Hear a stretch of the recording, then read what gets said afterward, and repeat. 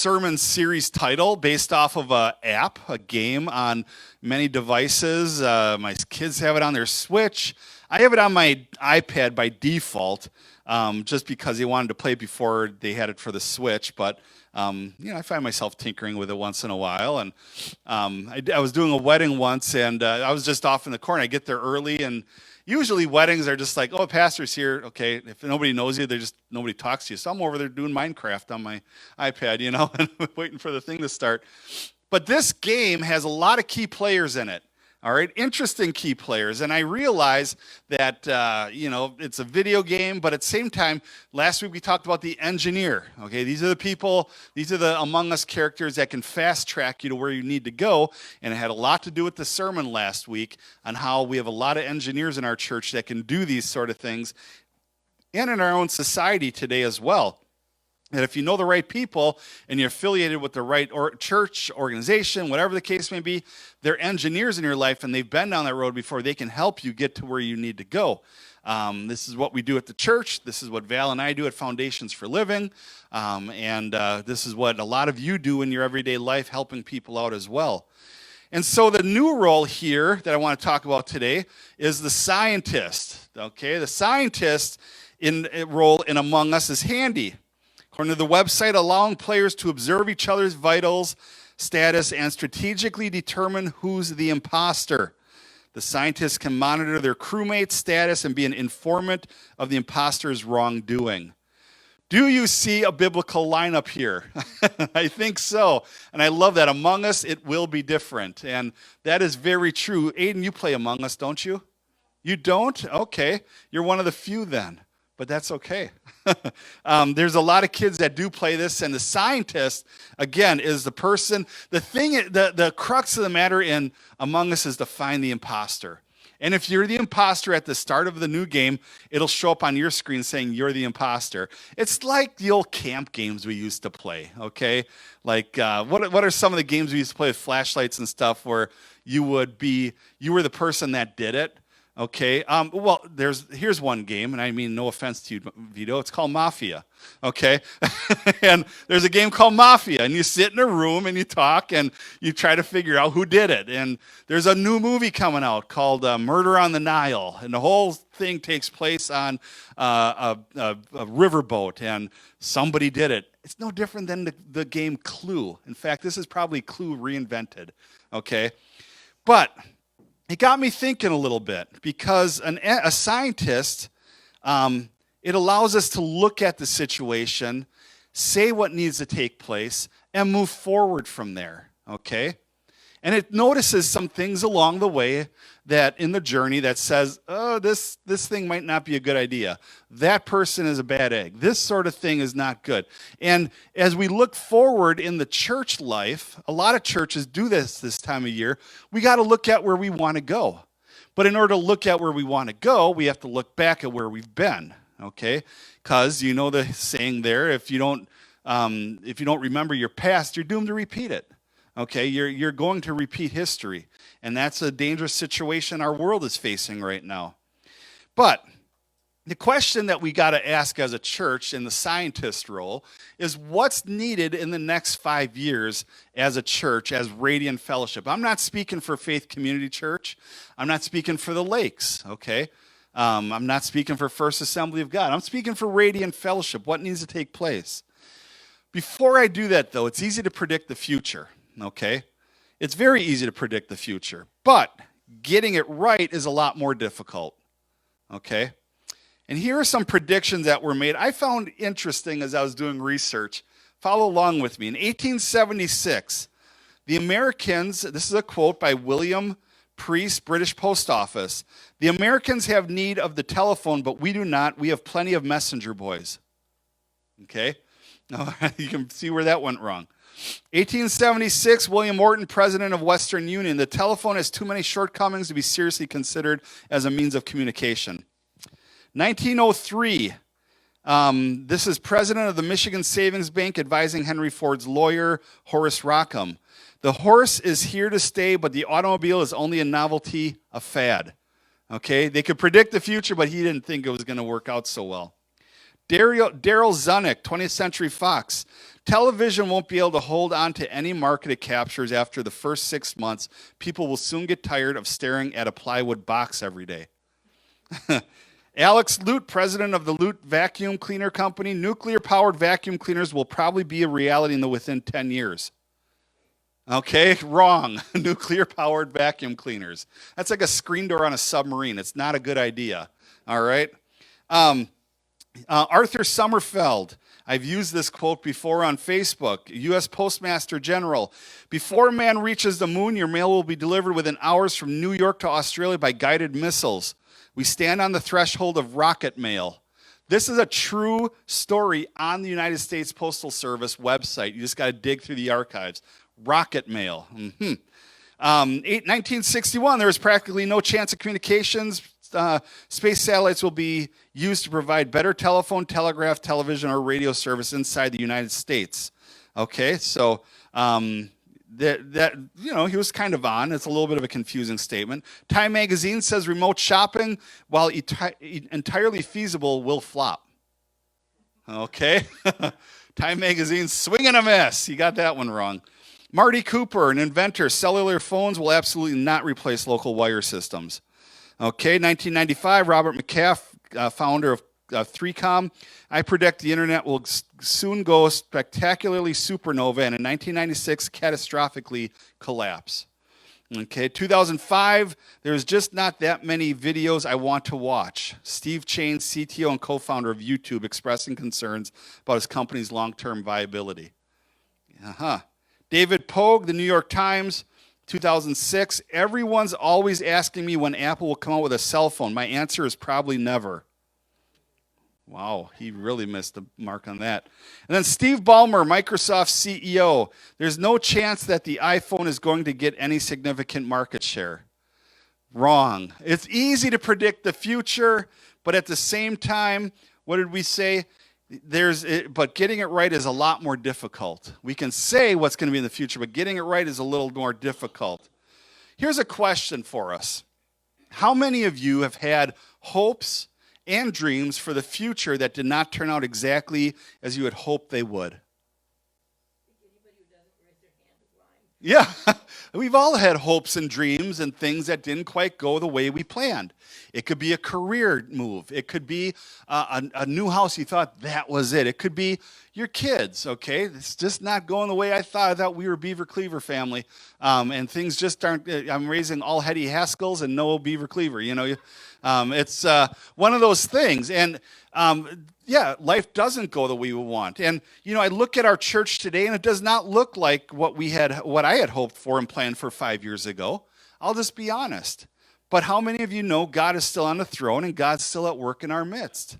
That's the case. It's just, I've 27 years of being a credentialed pastor. I have sat through a lot of vision casting services. I have sat through a lot of vision casting services with other organizations and the Assembly of God District Council and once the General Council as a whole. And usually it's all like, yeah, we're going forward. And a lot of people are left saying, we aren't really... I'm not sure what's going on here. And so I just want to be realistic with a bunch of faith, saying, am I where I wanted to be? Is this church where we thought we'd be in 5 years? Probably not, But at the same time, God's still in control, okay?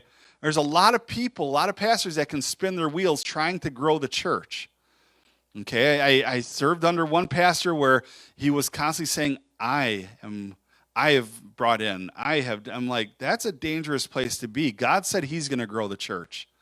We just need to be good stewards of what we're doing and where God's leading us and trust that he's going to take care of us. And he has. And he will continue to do so. When the children of Israel left Egypt, many of them would not have left if they had known where they were going and how long it would have taken. If you look on a map and you listen to what theologians said, that wasn't that long of a trek, like doable within a year. Far less, actually. But if had they known how long and the commotion that would have happened during those times, they probably wouldn't have done it. You ever gone on a road trip with somebody? You've gone there 100 times, and you know you're going to get there in 10 hours.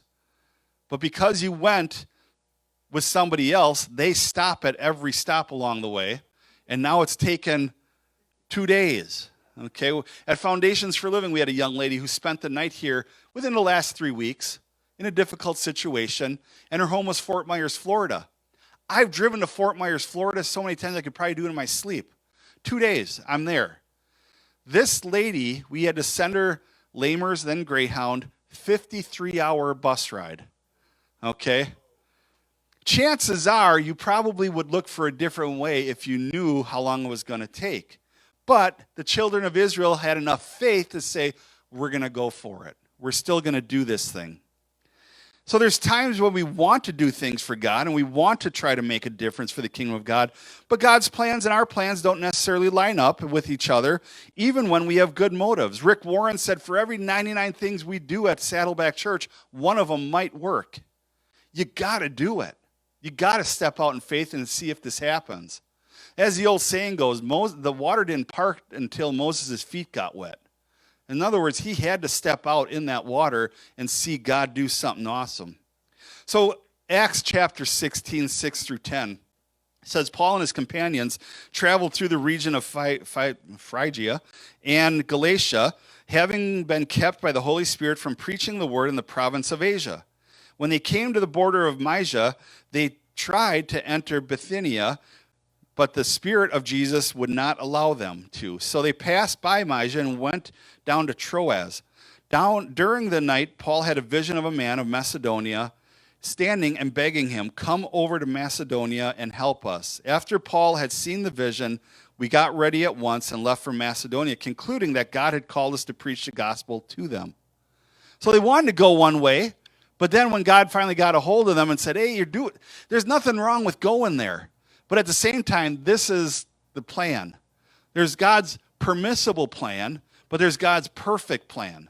Okay? In other words, if we spin our wheels all the time as a church doing this and that and that and that all over the place, these are worthwhile causes, but at the same time, there's something that he has right in our wheelhouse that he wants us to hit.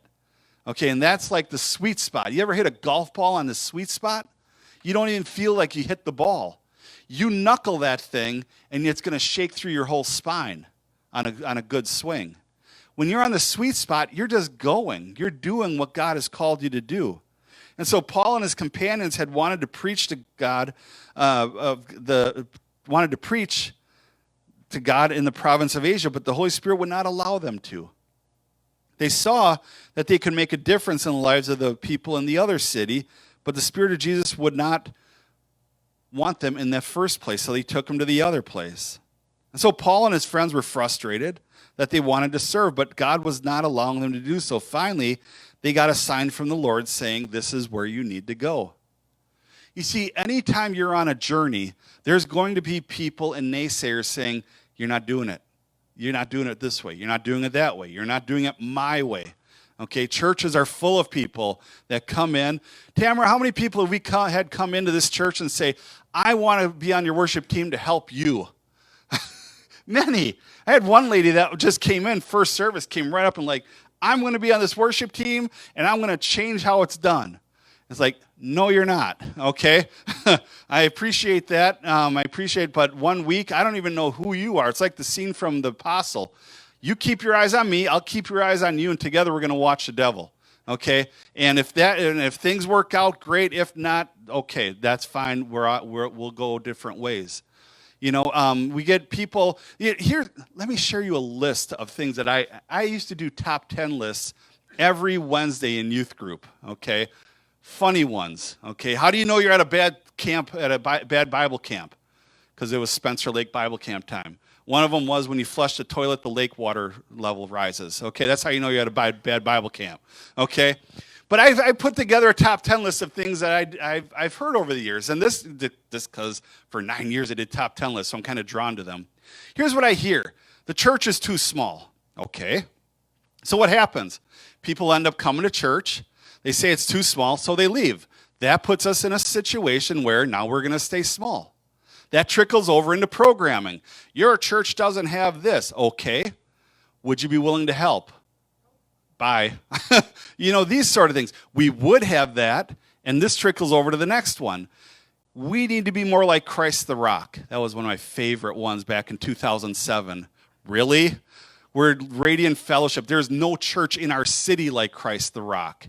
Okay? And there probably won't be demographically. I realize there's room for revival and all this stuff and all of that, but on the realistic side, this is probably how it's going to be. And during that time, I even called Bill Lenz, the pastor at Christ the Rock. I said, Bill and I knew each other. I said, Bill, here's the deal. You and I somewhat know each other. And so I'm going to ask you to phone in to our leadership team, and you share all the woes and worries of what Christ the Rock went through in a big city, nonetheless. And he did. And it kind of put people's heart in check. You see, the people that come in and say, you need this program, I want to be a part of this program, and you're not willing to start it, that's why we stay small, because you bail. These people bail, they take off, and they're not willing to help out. Okay? They want everything, but at the same time, are you willing to lift a finger to help us get to that place? All it takes is a person to say, I'll head up this organization, I'll head up this ministry, and now, if you want to compare apples to apples, we're a little bit more like Christ the Rock because we have that ministry. But it takes people in a small church, they have a pioneering spirit. It takes people to say, I'm willing to stick this through. I'm willing to help out however I can. Small churches have a lot of charm. They're quaint. They're cool. Everybody knows each other. But small churches can be scary and demanding on volunteers so that we can do things and be effective in our community. Here's some other things I've heard. Tamara, music's too loud. Tamara, music's too quiet. That has nothing to do with Tamara, by the way. That has to do with Brian. I'm just, or Josh. Josh, you're at home. Is the conviction pouring through the camera right now? Pastor should wear a suit, okay? Ain't happening. I'll wear it on a Sunday or something, or funerals and weddings, but that's it. I served under a pastor in a church where every Sunday we had to wear a full three-piece suit, black, and it was awful. Why did he do it? Well, because there was a lack of vision. He wanted to be like a church in Milwaukee and Chicago. He literally drove the whole team there, and when we came back home, we went out to dinner, and he goes, that's how I want you to dress. That's how we're going to act. Like, oh, that was the beginning of the end. Here's a good one that I've gotten a few times. Is the pastor a liberal? No, I'm not a liberal. It's like, if I was a liberal, would I bring in the station manager for WSAU 99.9 Fox News to share a message with me on those Saturday before election day? Absolutely not, okay? I'm not outward about my affiliation. I think there's a dangerous place for that, okay? As a leader of a church, I think there's a dangerous place when you draw a hard, fast line and promote it that way.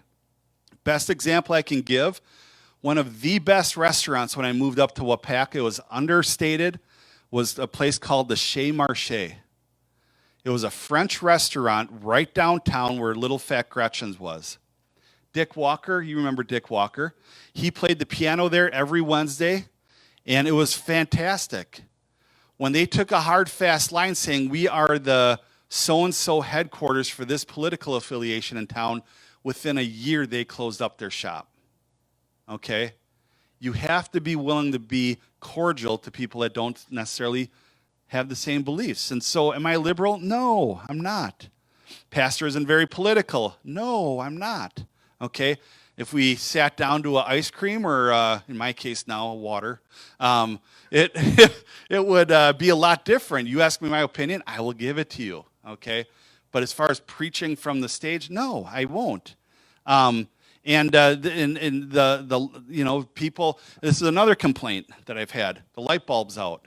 Not talking about my own brain, but literally somebody who knows where everything is in the church walks up and be like, "That light bulb's out." I remember I stood there. I'm like, "Yep, it is." And we both stood there, and I knew this person well enough. They moved out of state now. But I was like, yeah, it is. And we stood there a little longer, and I go, so you're going to change it? I knew exactly what they were getting at. Pastor, there's a light bulb out. You need to change that. It's like, we're the church. We got to work together. Going back to political, you should take notes from this pastor down in the Nashville area. A fireball pastor who preaches every message like he's speaking to the Pharisees. And I'm like, I can't do that. I can't be like that guy.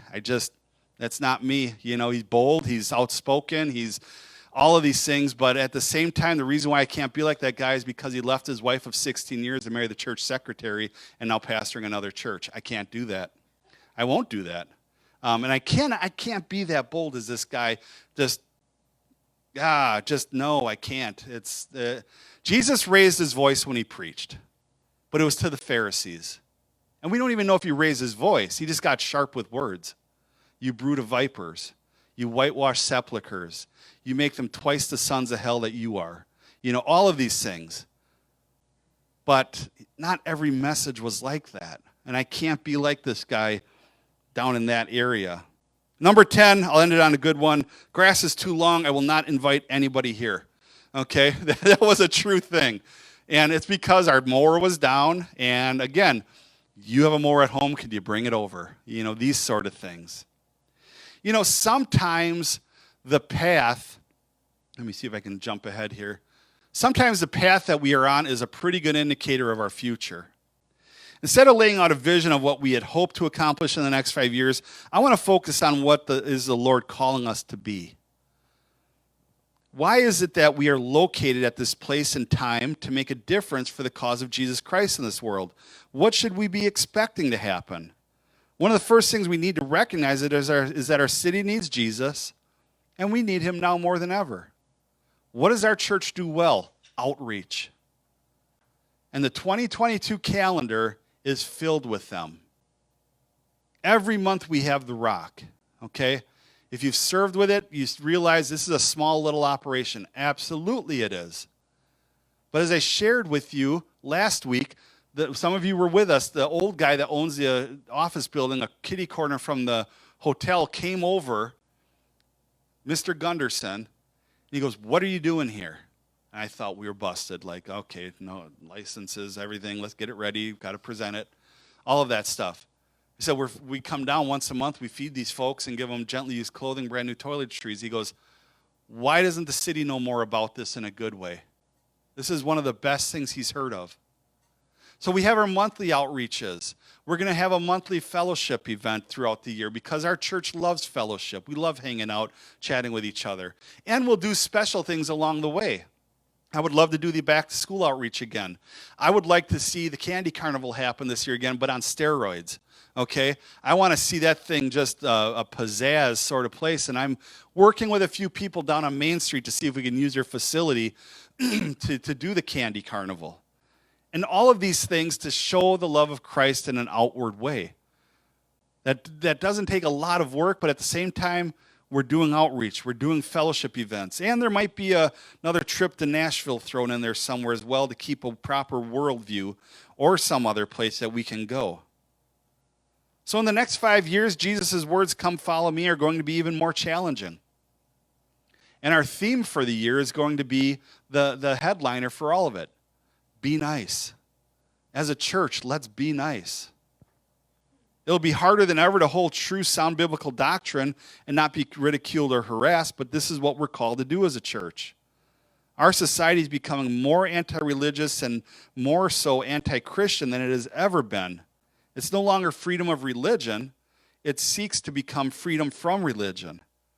And the Bible tells us, as far as it lies with you, live at peace with all people. So in the next 5 years, God will give us the opportunity to heal the wounds and divisions in our society by starting the process within our church. Why are you having a cookout this weekend? Because. Why is there a bounce house in your parking lot for kids this weekend?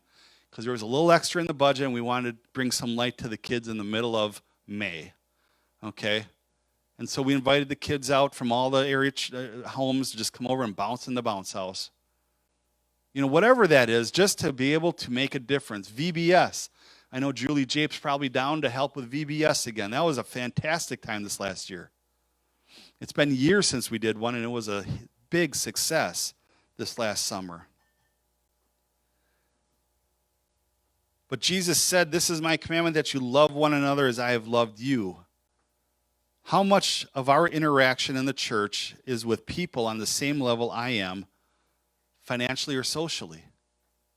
You see, we have to be able to reach out to all different types of people.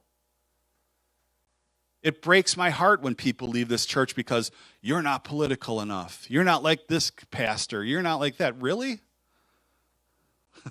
I could tell you the cynical side of me, but I won't. Okay? Bob comes out a little too much these days. I shared a story with Wilma Akright, the executive director at Foundations for Living this week. Val was sitting at the table, and 19, 20 years old, I was at church. I grew up my first goatee. It was amazing. It looked hideous. But it was a 19-year-old goatee, grew it out. And this lady in our church, Mrs. Hyder, she's passed on and all this, she always gave me a hard time, always. And finally, it was one of those moments like, I'm 20 years old. I'm still a kid by our standards, but I'm 20 years old. She says something to me, I'll fire right back. And you know what? That Sunday I did. She comes up to me. She says, Bob, I don't like your goatee. I said, well, I don't like yours either. And so sometimes I got to catch my tongue because I still in like those moments like, okay, you want to leave? Bye. Okay, But at the same time, it breaks my heart because, we can say, well, Pastor Bob, you're not like. Well, guess what? You're not like, at the same, we could do this all day, okay? How about we say, let's come together. What makes you, you, is what could add to the dynamic of this church if we're willing to play nice. A lot of times Christians, when we consider playing nice, it's saying, hi, good for you, and then when you turn your back, here comes the knife. But if we just got along and played, and people that come and go and stuff like that, they just would settle in and say, I could be a part of this. We can make a difference here instead of leaving and being a snake in the playground and trying to shoot out messages and saying, well, that church, that place, that. There's only one accuser of the brethren. And when a person does that and they leave any church and they say that church, that place, that blah, blah, blah, you're Satan. There's only one accuser of the brethren, that's Satan. You're taking on the role of Satan. I'm taking on the role of Satan when I do those sort of things. And so as we move into 2022, as your pastor, we thank God for all of you who have taken this journey with us at some point, including those who have left along the way for whatever reason. But God has blessed us in some incredible ways at this church. We were that novelty church in town because we were new and there was a lot of black eyes, bruises on this church when it first got started. Then it moved into, okay, they're here. And then now we finally are like, oh, you guys are here. You've made it.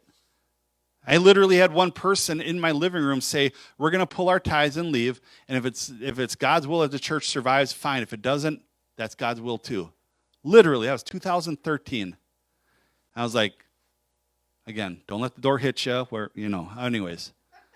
Be a blessing somewhere else. But God has blessed us in some incredible ways. And so I invite you, watching online, maybe you're going to listen to this on demand, on a journey of not doing something great for God, but on becoming more like Jesus so that we can see this world and others a little bit more like God sees them. A journey of creating a place where anyone can feel loved and accepted and where Jesus Christ is lifted up as Lord of all. A journey where we meet, where the most important thing about us becomes, this is a place where people can come each week to give their lives to Jesus and are changed by the Holy Spirit because they know we love each other. And I would challenge anybody on this, those watching, those that might watch it later, if you don't know what it's like to have compassion for somebody, or you've never been put in that situation before, you've never dealt with somebody hurting, and you're at a point where you're like, God, break my heart for the lost, come hang out with Val and I on a Tuesday or Thursday. I promise you, you stick around, someone's going to come in and share a story with you, and you're going to be like, this is in our own community. Wow. Sometimes we need to put ourselves in a place where God can check us, just to sober us up and get us back to reality saying, this is what it's about. It's not about a preaching style. It's not if pastor wears a suit. It's not if Tamara's music is too loud. Again, that's on Brian. It's all about having a heart to look at people and say, God, What can I do? What can this church do to be a light in our community? If this church was ever told it needed to shut down by the city, or if we ever folded, would anybody even protest it? Would anybody even notice? I am thinking in our city, people would take notice pretty quick. This is a little church, but it's a powerhouse in our community. And I'm excited for what God has for us in this new year. Amen?